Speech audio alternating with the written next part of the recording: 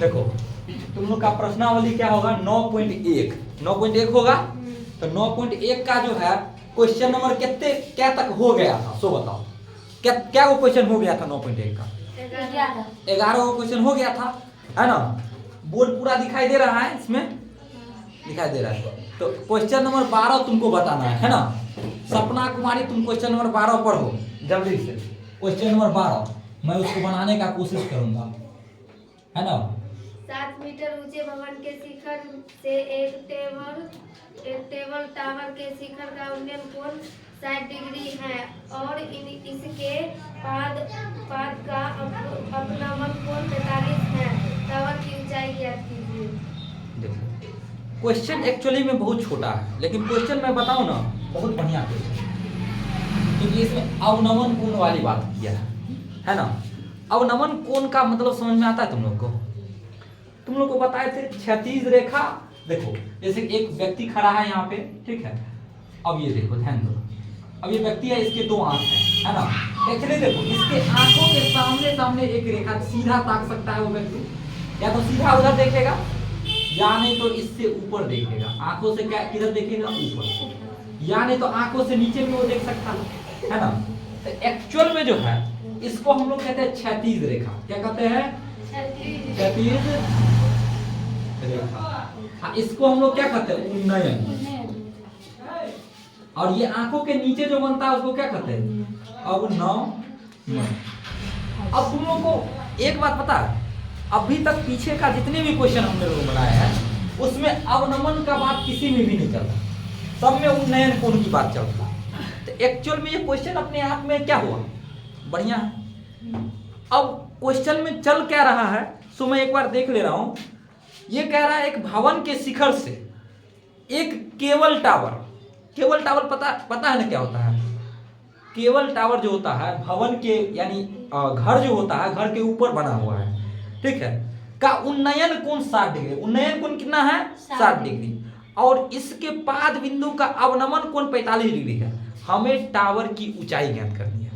बात समझ में आ रहा है?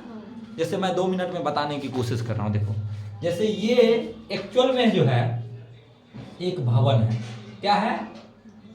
भवन। ये हमारा भवन हो गया। अब जो है भवन की ऊंचाई देखो तो दे रखा, बताओ तो कितना है? 7 मीटर। 7 मीटर दे रखा है ना। 7 मीटर भवन की ऊंचाई है ना। अब ये जो भवन है इस भवन के ऊपर एक केबल टावर लगा है। केबल टावर पता है क्या होता है? फोन उनका जो नेटवर्क नहीं जाता, नेटवर्क वाला टावर, वो होता है केबल टावर। टावर बहुत प्रकार के होते हैं एक्चुअली में, है ना। अब ये देखो इसके ऊपर एक क्या लगा हुआ है? टावर, है ना। अब ये जो भवन का शिखर, शिखर मतलब बुझते हो ना क्या होता है? शिखर मतलब खाने वाला नहीं, शिखर मतलब भवन के ऊपर में जो है घर के ऊपरी सीमा, है ना। तो यहाँ पर देखो भवन का ये शिखर हो गया। अब यहां से कहता है एक उन्नयन कोण 60 डिग्री का है। तो उन्नयन कोण मतलब इधर जाएगा, ऊपर जाएगा। अब हमने क्या देखा?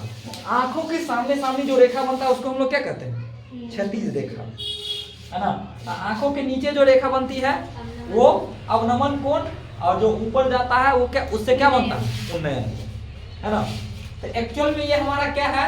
60 डिग्री का। कितने डिग्री का है? 60 डिग्री का। अब एक्चुअली में क्या कहता है, इसी बिंदु से भवन के शिखर से ही एक अवनमन कोण जो भवन के पाद बिंदु तक आती है। तो पाद बिंदु तो यहाँ हुआ भवन का, है ना। और इसका अवनमन कोण यानी नीचे बनेगा, कितना है? 45 डिग्री, है ना। अब कहता है हमें ये जो भवन है इस भवन की पूरी ऊंचाई क्या करना है? इस भवन की ऊंचाई हमको क्या करना है? ज्ञात करना है। कुल मिला के तुम ये देखो, ये जो पूरा है ये पूरा ऊंचाई हमें ज्ञात करना है। तो पूरा ऊंचाई ज्ञात करने के लिए तो हमें क्या क्या चाहिए? देखो सबसे पहले यहां से यहां तक का तो ऊंचाई दे ही रखा है 7। यहां से इसका ऊंचाई 7 है तो यहां पे भी ऊंचाई कितना होगा? 7 मीटर होगा। लेकिन तुम कुल मिलाकर अगर देखो तो यहां से यहां की ऊंचाई कितना है ना, ये भी नहीं पता। दूसरी नंबर बात हमें क्या नहीं पता है, एक यहां से यहां तक की दूरी भी नहीं पता है कि नहीं। सबसे पहले तो हमें ये निकालना पड़ेगा जो कि आधार होगा, है कि नहीं? आधार का ही ना काम पड़ेगा। तो इसका जब तक ये नहीं निकालोगे तब तक ये भवन का ऊंचाई कैसे ज्ञात करोगे, है ना? अब भवन की ऊंचाई ज्ञात करने के लिए हमें सबसे पहले मान लेते हैं जो यहाँ से यहाँ तक की ऊंचाई कितना है, x है। क्या है? x। उसके बाद जो है यहाँ से यहाँ तक की ऊंचाई क्या है, y है। एक्चुअली उस पे जो है ना एक बार क्लिक करते रहना जिससे उस पे क्या हो, धुंधलापन नहीं आए, ठीक है? नहीं तो आ जाता है ना। अब एक्चुअल में जो है देखोगे मैं इस ऊंचाई को क्या माना, x। यहाँ पर ध्यान दो, यहाँ से लेके यहाँ तक ये जो टीवी टावर है इसकी ऊंचाई को क्या माना मैं, x, केबल टावर की। और यहाँ से यहाँ तक की दूरी को क्या माना मैंने, y। अब मेरे पास y है और x भी है ना? तो अब मेरे पास एक कोण भी है। उसके बाद यहाँ पर देखोगे तो ये आधार है, ये जितना है उतना ही तो ये होगा, है कि नहीं? तो मैं अगर इस त्रिभुज की बात करूं, इसका नामकरण मैंने नहीं किया था, नामकरण कर दो, है ना? जैसे मान लो मैं इसका नाम दे रहा हूं A, इसका अगर मान लिया जाए, नहीं तो मान लो इसको छोड़ो, भवन का नाम पहले मैं दे रहा हूं A, B, C और D। इसका नाम दे देते हैं, कुछ दे दो, क्या नाम दे दो बताओ, P दे दो, हो गया? अब यहाँ पे ध्यान दो, अब एक्चुअल में जो है ये देखो A, D और P, है ना? ये त्रिभुज बन रहा है, समकोण त्रिभुज, जहां पर ये यहाँ पे कर्ण बनेगा, है ना? कोण बनेगा समकोण, और समकोण के सामने वाली ये क्या हो जाएगा, कर्ण। एक्चुअल में हमको कर्ण चाहिए ही नहीं, है ना? हमको क्या चाहिए, आधार और लंब। तो एक्चुअल में पहले हमें आधार और लंब का फॉर्मूला लगाएंगे। क्या? तो किसमें लगता है, लाल कक्का के अकॉर्डिंग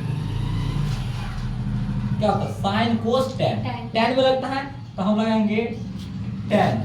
किस पे कोण बन रहा है, D, tan D is equal to, tan theta का फॉर्मूला क्या होता है, लंब बटे में आधार।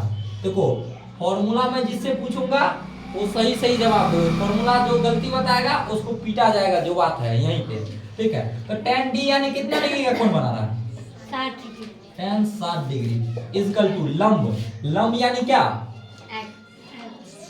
लंब इसके सामने वाला होगा यानी हाँ एपी कह सकते हो, है ना?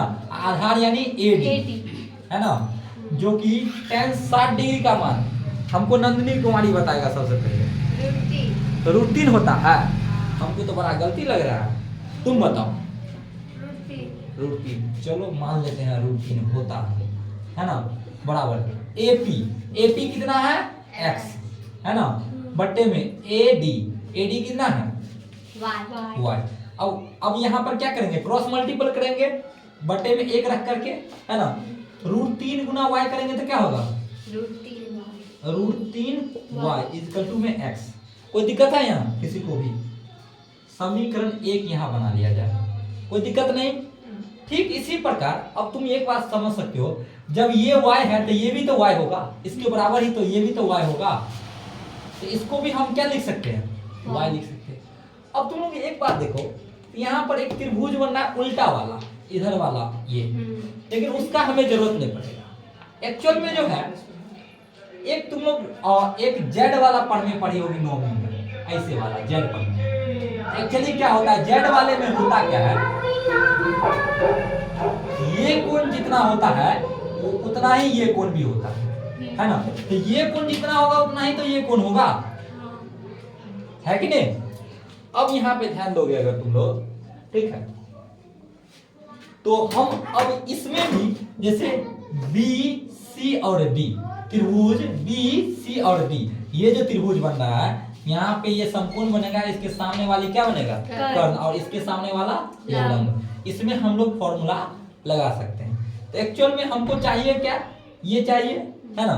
तो हमको करना क्या है, इसका और इसका रिलेशन देखना था। ये लंब है और ये आधार है, उसका भी रिलेशन किससे बनता है, tan थीटा से ही बनता है। तो हम यहाँ पर देंगे tan, इस बार क्या हो रहा है, b इज इक्वल टू लंब क्या है हमारा, लंब CD है ना? और आधार क्या है, BC है। कोई दिक्कत नहीं।